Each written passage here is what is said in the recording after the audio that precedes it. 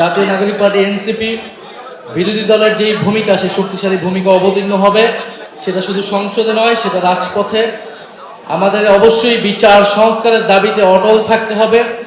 1400 মানুষকে হত্যা করা হয়েছে, 30,000-এর উপরে আমাদের ভাই বোনেরা আহত হচ্ছে।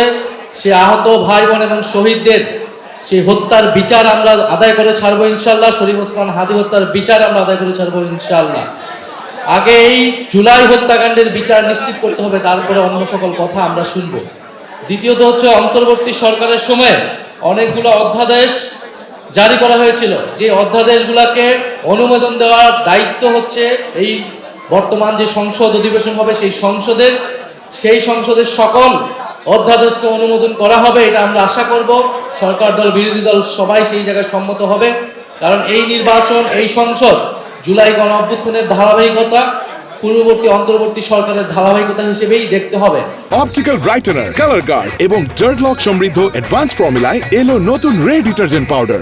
এবং সংসদকেও অবিলম্বে সংস্কার পরিষদ হিসেবে ঘোষণা করতে হবে, শপথ নিতে হবে এবং যেই ফ্যাসিস্ট যেই রাষ্ট্রপতি, সেই রাষ্ট্রপতির অভিশংসন করে তাকে গ্রেফতারের আওতায় আনতে হবে। আমরা কোনো ফ্যাসিস্টদের চিহ্ন এই বাংলাদেশে রাখবো না।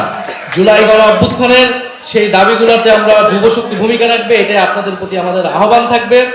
এবং জাতীয় নাগরিক পার্টির প্রতি সবাই দোয়া রাখবেন, সমর্থন রাখবেন। আসসালামু আলাইকুম।